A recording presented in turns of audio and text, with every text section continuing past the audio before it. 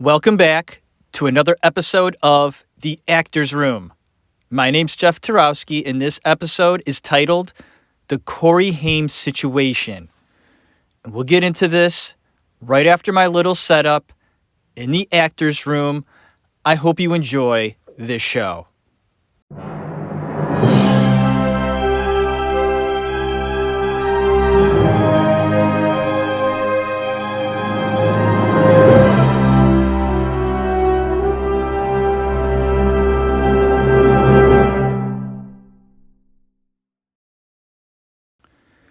Corey Haim was one of the most bankable actors of the 80s and one of the most talented young actors in the 80s as well. The fame came quick. So did the money, the success, the girls, just the way of life a young actor goes through, the stardom, all the stress. Yes, it's fun. Yes, it can be trying as well. Corey Haim went through it, and his story must be talked about. In the actor's room, in the title, like I said, is the Corey Haim situation, because it is a situation that we must talk about. And in my show, I have brought up on several occasions how the business of Hollywood really does take its toll on people. And kids starting out in the business are the ones that get hurt the most. And the hurt happens because, well, they just don't have the right guidance, the right parents, whether it's a guardian as well, to help these young child actors not get hurt. Because, folks, there are sharks out there, predators, preying on young kids.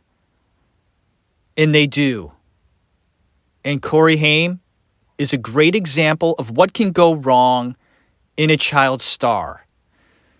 And when you think about all those young stars that we've looked up to or have watched when we were kids, like Fred Savage, Elijah Wood, what else?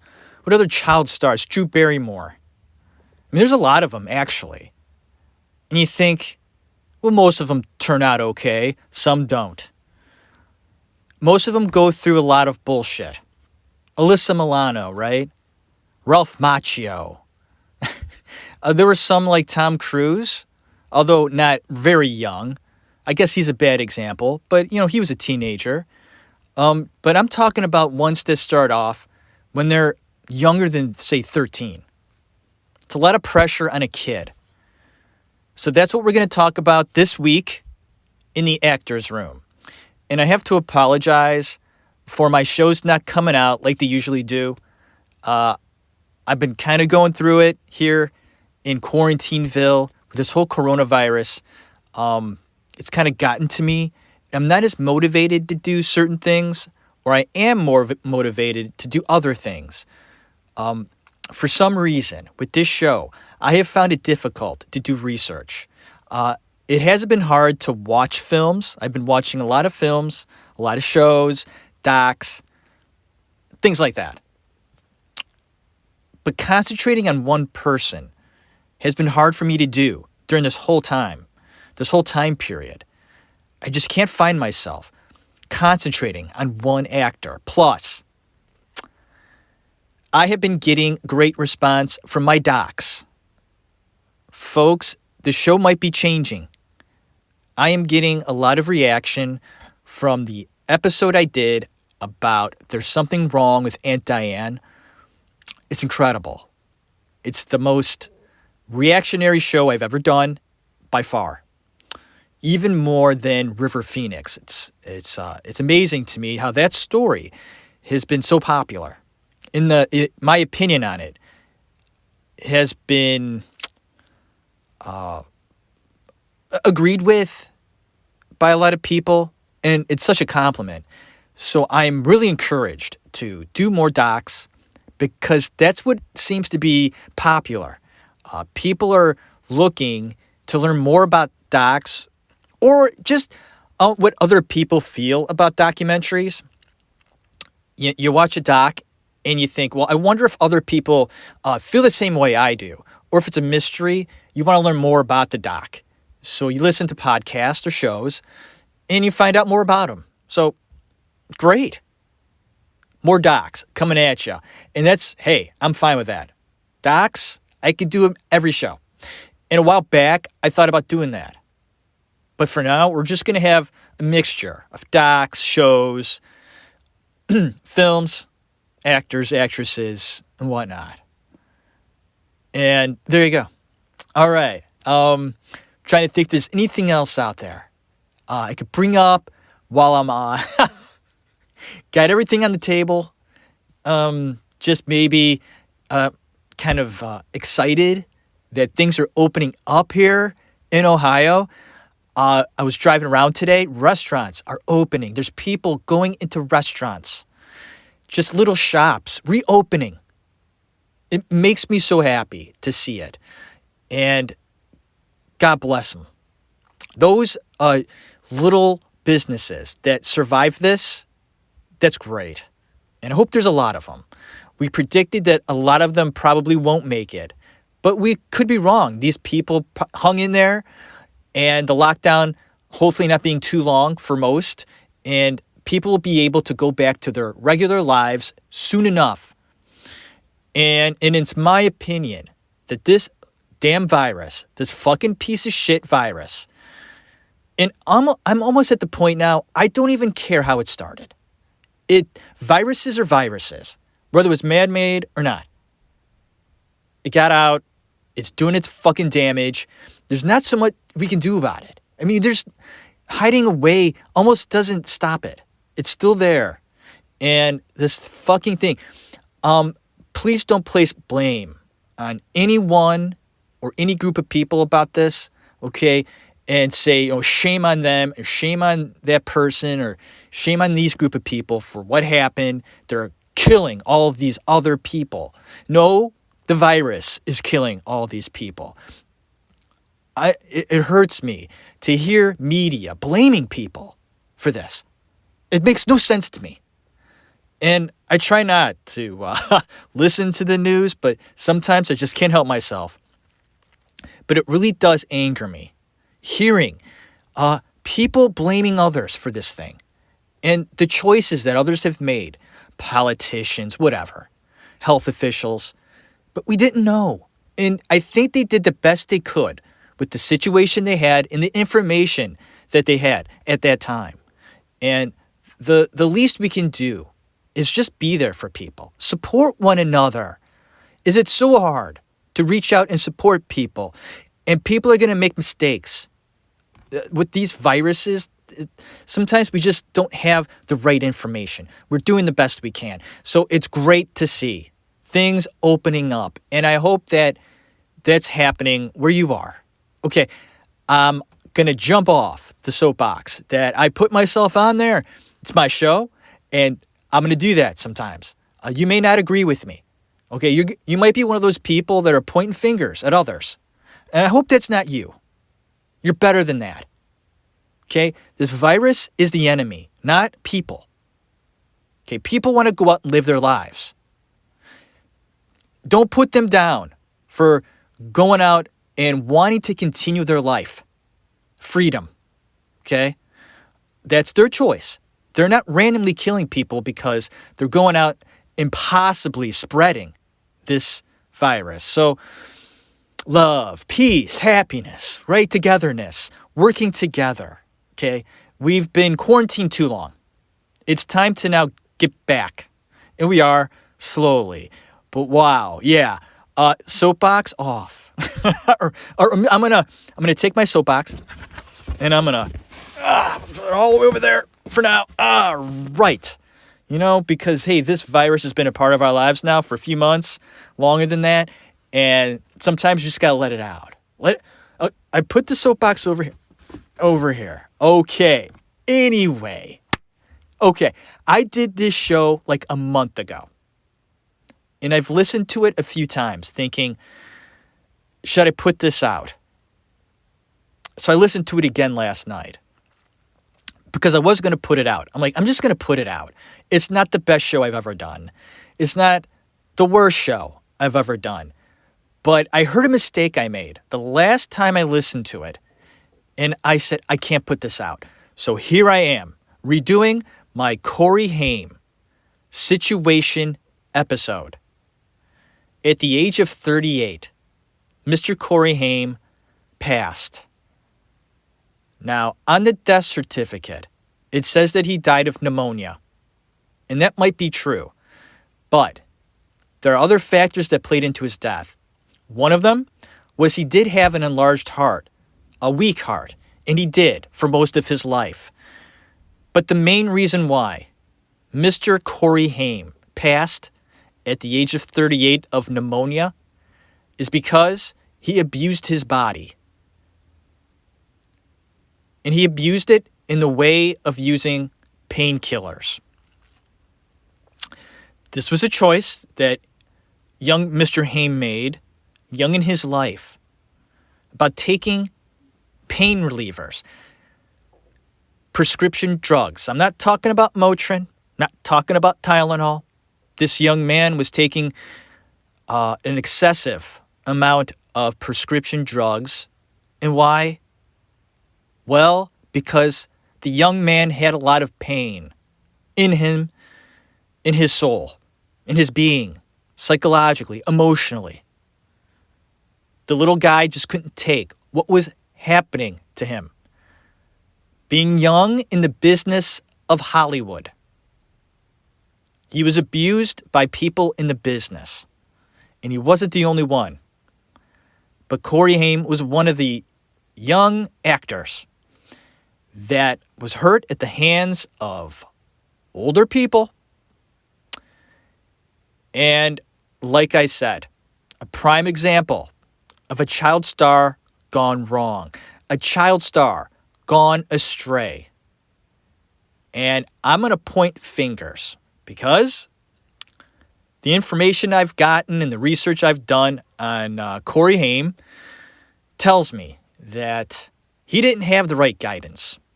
And you got to look at his parents. Both of his parents were together, married, when Corey Haim ventured out to Los Angeles to become a young actor. They're Canadian, and Corey Haim started his career as a young boy doing commercials, things like that, in Canada. They felt so good about Corey's chances of being a successful actor that the whole family picked it up and trekked across to Los Angeles because young Corey, and I believe he was around the age of 11. What a call, Mom and Dad, to pick it up and go to L.A. They must have felt pretty good about it. And Corey Haim was a cute kid. And he was full of personality. And he did very well at auditioning. These child actors, the ones that get the role, okay, their personalities, they beam. It's almost like, here, great example. I bring them up a lot, but there's a reason why. River Phoenix had an aura. He was so amazing. He'd walk into auditions, meet people to get a role, and they would just be like, wow, that kid, like, there's something special about this kid. Corey Haim, about the same level. Not only did they have talent, but they made an impression on people in the business, people that were casting. And you got to think about this as well. Child actors are up against so many other young actors. It's incredible to me that there are so many young, aspiring actors. I mean, there's a lot of actors, period. Almost all age ranges, mostly 20s, you're going to find. Though it's between like 19 and 30. Okay, that age range, lot of actors. But you'd be surprised at how many child actors, hopefuls, There are. And you got the parents kind of being that driving force for these kids because they're almost living through their child's success. This is a common theme in child actors. Now, mind you, there are child actors like Haim that wanted to do it. But some of these actors, these young kids, they don't want to do it. It's their parents pushing them, like these cute kids, models. Now they should try acting. Bigger paychecks down the road. They're not going to be cute forever. So let's go ahead and get them into acting. Little background information on young actors. So Corey Haim, great at auditions. Walked in the room beaming, smiling, full of life, full of spirit and talent. That's what the casting directors want to see. They want to see a kid walk in the room and, everybody is just like smiling as well. They feel good. It's a cute kid.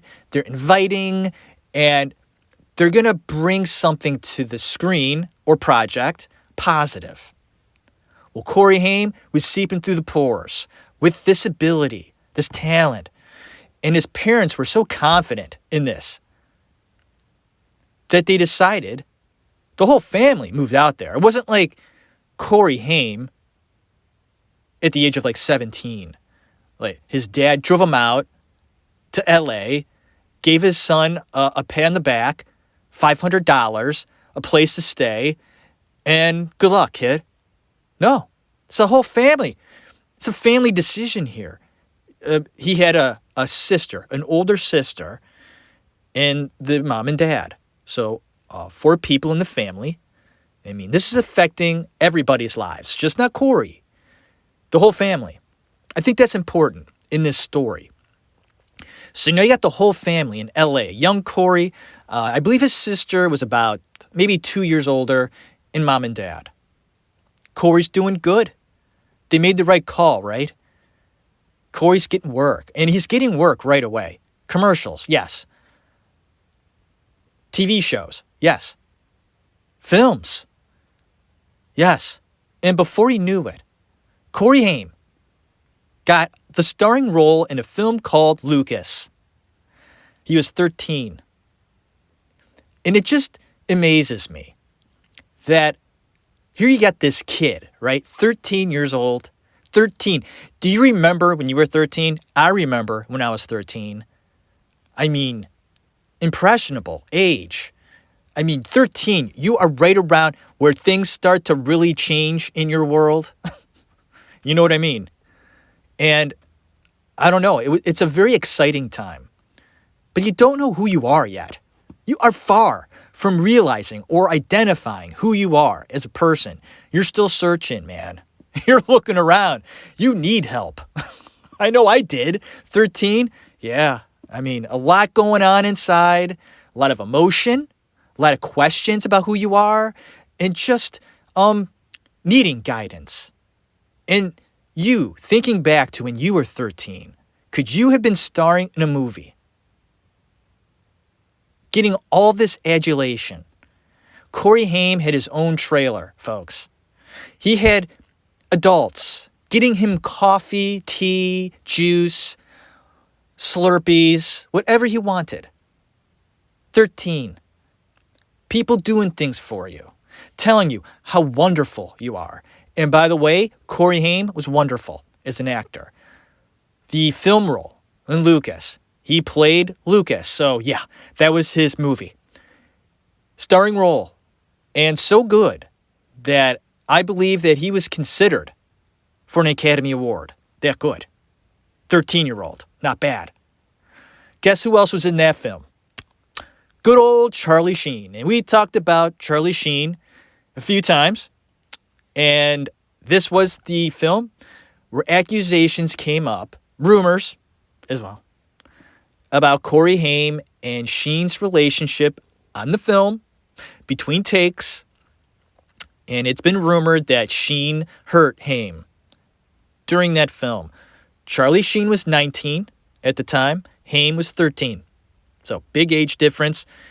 My opinion on this, and I've stated this before, it hasn't changed. I don't believe it. Charlie Sheen is many things, like I said. Many, many, many things. And if you want to know all about Charlie Sheen, I recommend you go back.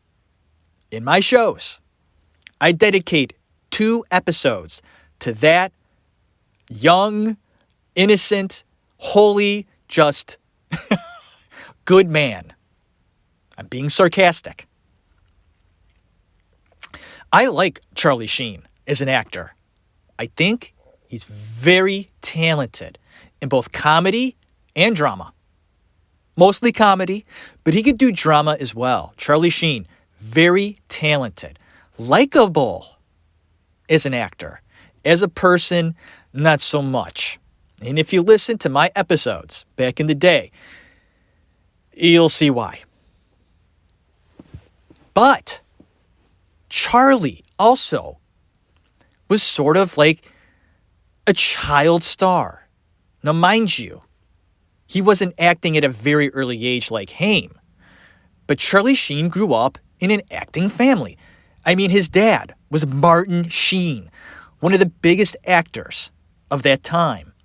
And Charlie Sheen grew up in that atmosphere, this acting world, Hollywood, this other planet that you and I have no idea what it's like to be a movie star or to just live in that world. It's like their own planet. They make you believe that they are like you, but they are not like you. Quick example. I went to acting school with Brian Garrity, who did some films. He's still working today, very successful. He was just your run-of-the-mill, everyday kid. I think he's a little older than me. We're early 20s. Okay? Your normal, just guy. Nothing special. After he started getting success, doing good, making bank, he was on the stage at the Oscars. I took a look at he had a Facebook page for a while. I was friends with him on Facebook and then not, but I saw a picture of him. He was dating, what was her name? She's Jessica Jones. I forget her real name now. Oh, sorry. But he was dating her for a while. They were together for a while. I thought they were going to get married. I did. And there was a picture I saw him in Beverly Hills. He's walking around with the Jessica Jones character actress. I apologize. I don't know her name. I did at one point. He's walking around Beverly Hills with her and this tiny little cute chihuahua, right? He's wearing an outfit, folks, that he wouldn't have been caught dead in 20 years ago. I guarantee it. He would have got his ass kicked. He's from New Jersey, okay? His Jersey buddies would have been like, dude, what are you wearing? He had like this outfit, like this shiny, tight, like his pants were hiked up, like flood pants. Brian, I'm sorry. He's not listening. He doesn't give a shit. Brian, that's what the business does to you, man. It changes you. Yes, I mean, you know what? Maybe the girlfriend made him wear that. It's possible. It's possible. But, success, fame, people slapping on the back a lot, telling you how wonderful you are. When you get to be famous or well-known, people start treating you differently.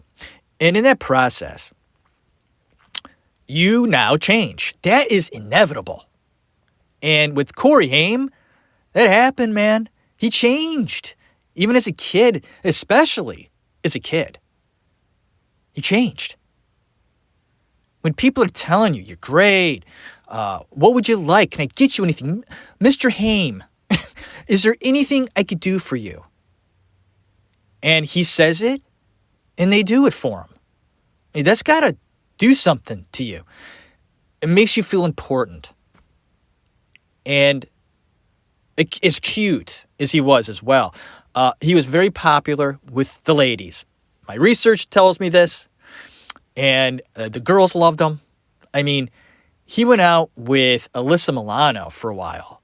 Okay, Nicole Eggert, for fuck's sake. Do you remember how gorgeous Nicole Eggert was back then in the 80s? Well, Corey Haim went out with these girls. Like these girls that, you know, when we were in the 80s, or people, I don't know, maybe not. Some of my viewers, listeners, maybe older. So when they look back and go, okay, I was 40 at that time, 30, I didn't think Alyssa Milano was hot. And if I did, that's wrong. I did. So I guess that's wrong. But it's not. It is. It's not. It is. Okay, I guess it depends how old you are. I guess if you're 40 at the time, and Alyssa Milano, right? She's not like, who's the boss? Oh, man. Because she's my age. So, of course. Like, I grew up watching her. Alyssa Milano and Who's the Boss? Are you fucking kidding me? So cute. Plus, I got a thing for Italians. I do. I married one, so I do. Okay. I was in love with that girl. Big time. Big time. Nicole Eggert, of course. Charles in Charge? Holy shit. Enough is enough. Oh my God. Scott Baio was all over that. All over it. And the funny thing is that Scott Baio was older. Early 20s, I think. When Nicole Eggert was on the show. She was young. 13, 14.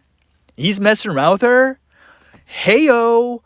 Ho-way, I get it. She was hot 13-year-old, hot 14-year-old. She was.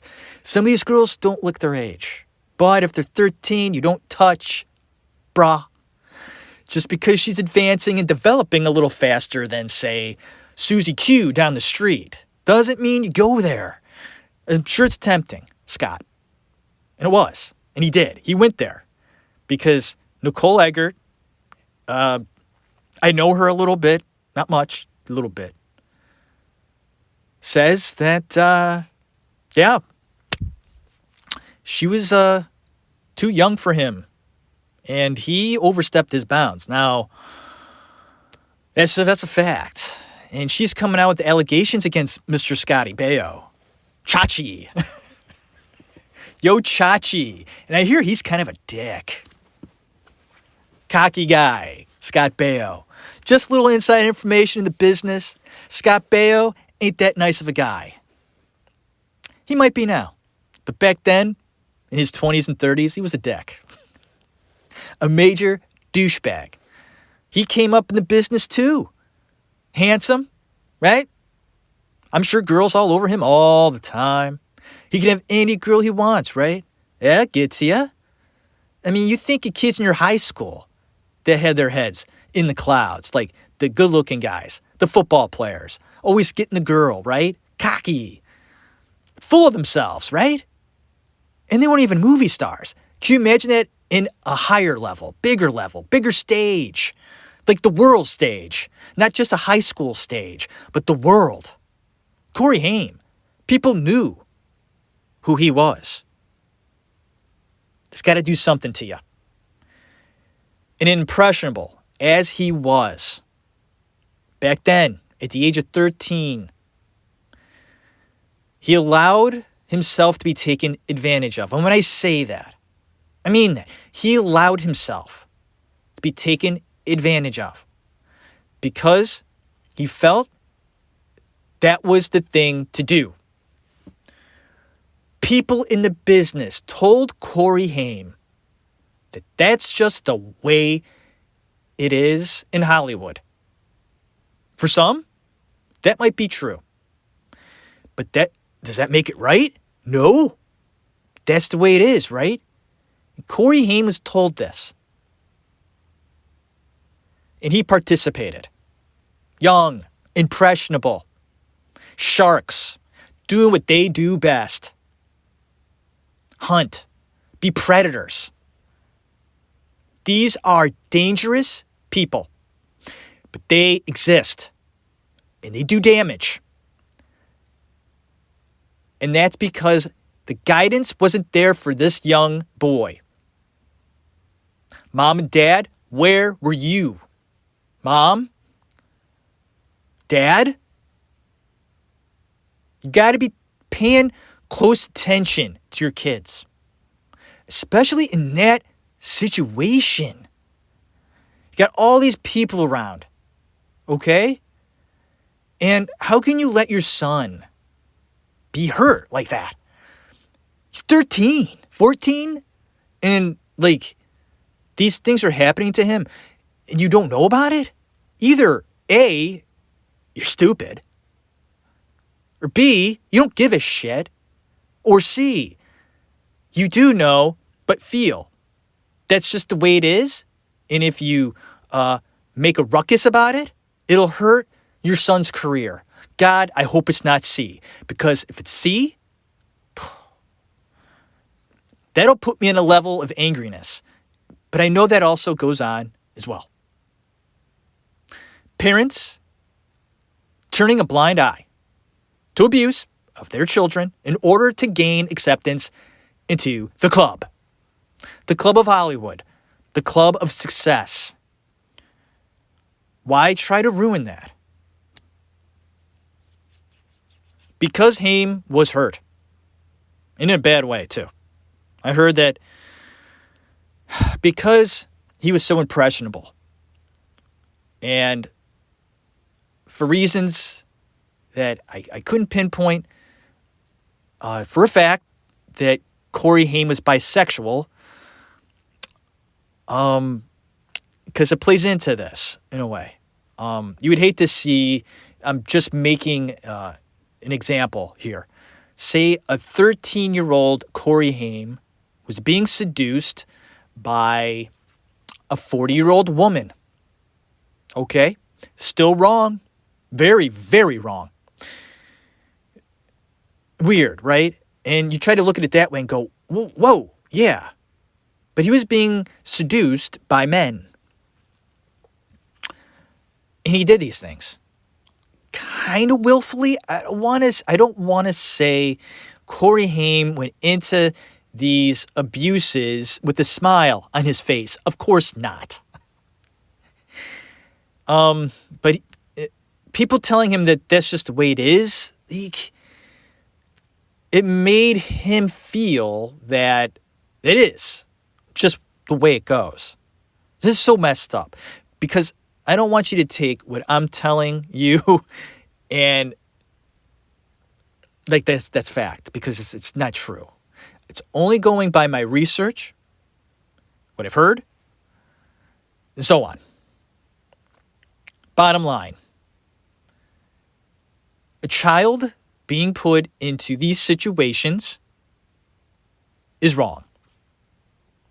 The predator knows it. His parents know it. The people that work on films know it. Casting agents, directors, all of them know it. And if you have eyes, brains, and feelings, and have a perspective, I think you know when something's going on. If you're on a set, if you're close to the situation, I think that people know that, say, Corey Haim was being hurt. Corey Haim wasn't the only one, and his abusers. Who knew? This is my point. Whether it was the parents or other people on set, shame on them for not doing something about it. Because this poor kid was so upset about what happened to him, it'll destroy his life. He was taking pain relievers to degrees that were ridiculous. So ridiculous. And I think it first started out, I think the main drug that he took right off the bat was weed. It turned into coke. He got scared with coke and didn't like the fact that it was doing a lot of damage and he would stay up for days, although he liked staying up for days because he was a wiry kid. it was almost too over the top for him, where he would be up for days. And you got to sleep, right? So he turned to something else. Prescription drugs, downers, Vicodin, Valium, all that stuff, Oxycontin, the big stuff. At one point, Corey Haim said he was taking tranquilizers. Folks, that is unbelievable. And at first, sure, it started out doing 2 a day. Then it went to 4 a day. And before he knew it, he was taking dozens a day. And when you're taking that much prescription drugs, no matter what they are, and you're taking dozens a day, what does that tell you? It tells you you're building an immunity to it. You got to take more, right? To get a better buzz. To kill your pain just a little bit more. Because it's at one point, 20 pills a day just ain't cutting it anymore. Really sad. Think about that. I take 2 for kidney stones, and I'm good for the day. 2. This young man was taking dozens a day. And Corey Haim himself said it got so bad, he was taking close to 100 a day at one point. And right there, take a moment. Think about that. You are so full of pain. That much pain. You have to take nearly 100 pills to get through the day. How in the hell did that kid walk down the street? I mean, I think he would walk, but like you'd see it, he'd be tilted. You know, you gotta put him back up right. My heart, my soul, my being goes out to someone like a Corey Haim, because I just, the hurt that he must have had within him to take that much must have been significant beyond something that you can't even imagine. What the hell did they do to that poor kid to put him on that path? And why didn't he have the right people around him? Was he just too far gone? Was that it? This talented young man. And he was like, I remember watching him when I was a teenager, Licensed to Drive, Dream a Little Dream, The Lost Boys, other movies that he did back then. There was something about that guy. Am I right? There was something like even it's hard to explain. He had an energy, like this excitement within him, where other actors I'm talking about, they just didn't have. And there are colleagues of Haim that said when they worked with him, he had that gift where he can look at a script, okay, and just know the scene. It didn't take much for him to, like, where others would take days, weeks, months to understand their character. Like, God, it would take them so long to just get going. And others, it's so simple. Like, they just look at the text and they read the line and they go, yeah, they're just hungry. They just want to get to that party, or, they're hurting because their mom yelled at them, the other day. That scene, that's what it's about. And like most of the time, he'd be right. Like, yeah, that's it. Or other people like, why did you know that? I don't know. I just read its script and I felt that's what was going on. He just had it. And you could tell, like with an actor, you watch them, they have the energy, and he had that too. Like a Michael J. Fox, same thing. I love Michael J. Fox along the same lines as a Corey Haim. The talent, the spunk, the energy, just all that stuff, right? Like a spark plug personality. So full of life. Corey Haim, so full of life, and it was sucked out of him by years of abuse, by hands of people that don't deserve to walk on this planet. Okay? And those of you out there, and if you're listening, you have these urges that are beyond your control, you think aren't natural or wrong, don't give in to them. It's the pieces of shit that do. And when you do that, you are hurting lives. Corey Haim was hurt so bad at the age of 38, dead. And don't tell me he died because of pneumonia. Yeah, he caught pneumonia. And if he didn't take years and years and years of abusive drugs like Vicodin, these pain relievers, he'd be alive today. He weakened his heart so much by taking years and years of those drugs that his heart couldn't take it. His heart couldn't fight the pneumonia. Just couldn't. And for that, he passed. 38 years old. 38. Way too young. So sad. Corey Haim. And he was so broke at the end of his life. His mother couldn't even pay for the funeral, folks. This child star, famous, wealthy, gone.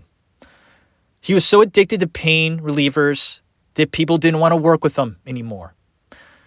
Girlfriends broke up with him. They couldn't handle his drug addiction. Sweet guy, they said. A sweetheart. But when extremely high, dangerous. When you're that high, anything's possible. He gave an interview in the midst of his drug addiction where he is completely gone. Slurring speech.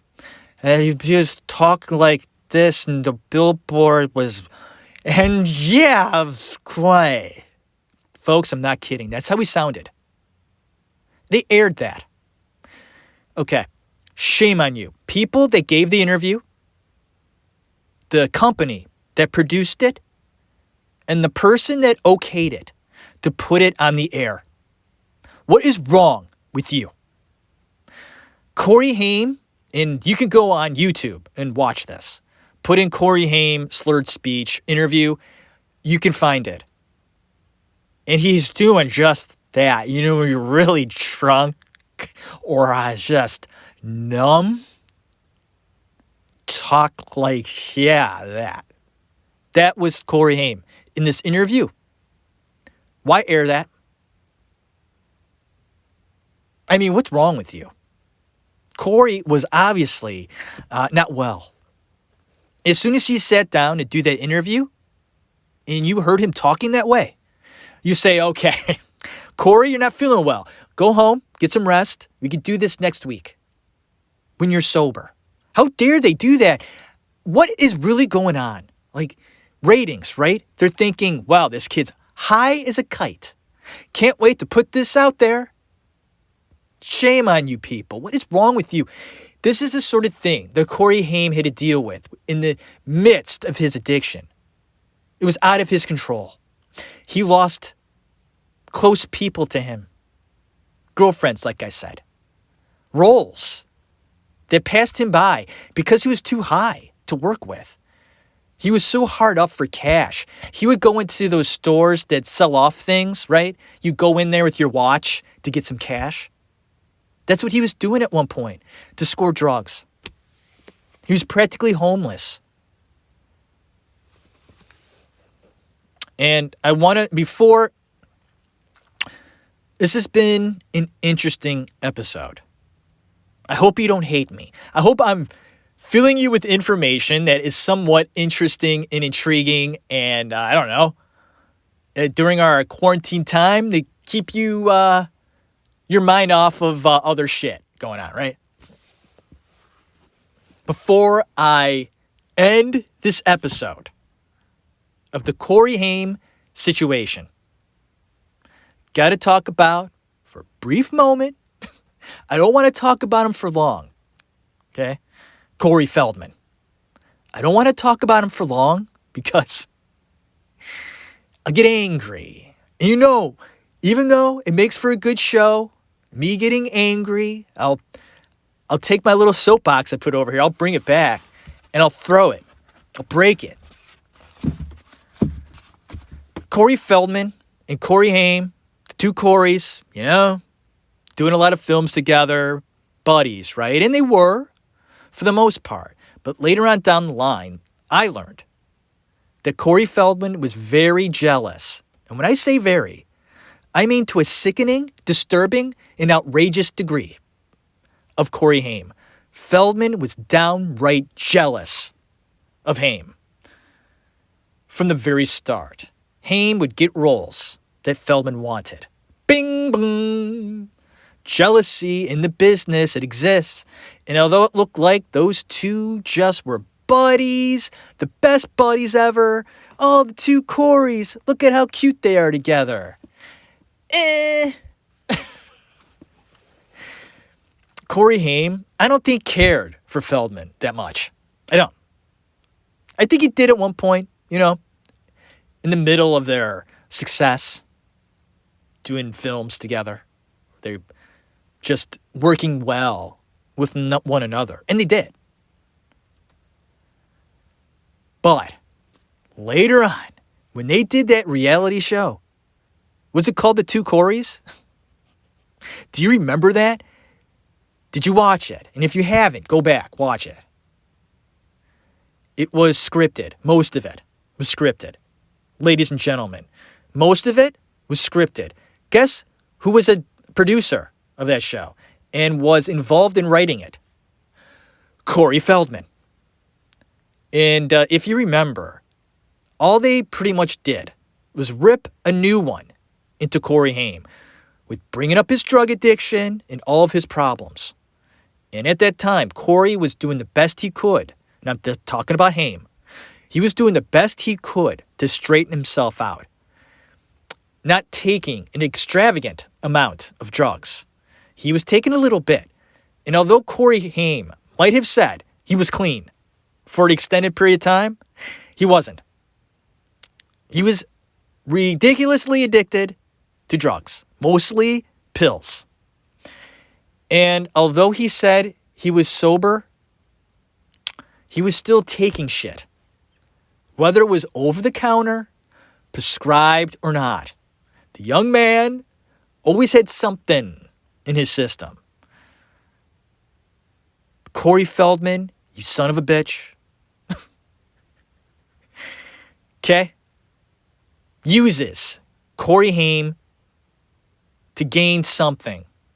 And Feldman, just stop it. And I think he is for the most part. It's just not right. And Judy Haim, his mom, is sick of Corey Feldman. It should be. Although I do blame Judy for a lot of Corey Haim's downfall. Not only as an actor, but as a man.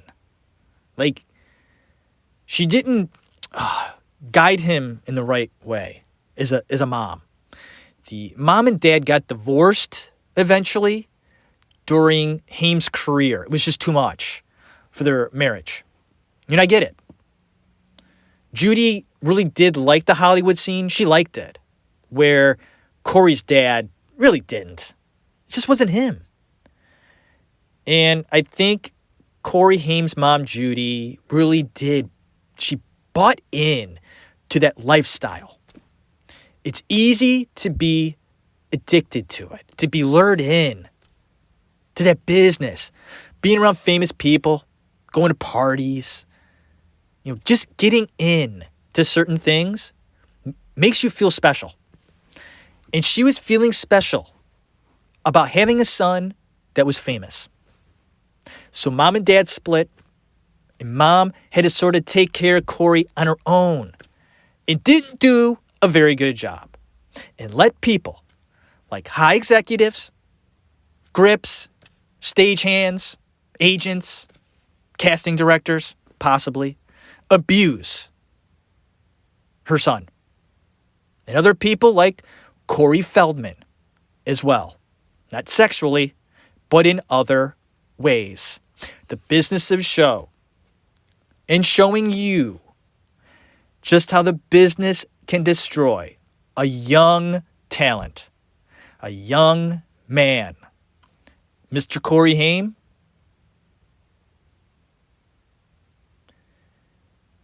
I really am sorry for what you went through. And, he wasn't the only one. They had to go through this stuff. It's amazing to me the things that I've seen with these young stars and how they're incorporated into this lifestyle. And if you remember Elijah Wood, okay, he came out a few years ago and said, Hollywood is full of pedophiles. Think about that. He would know. And that's just a fact of life. And wanted to just bring up Corey Haim in case you forgot about him in his situation.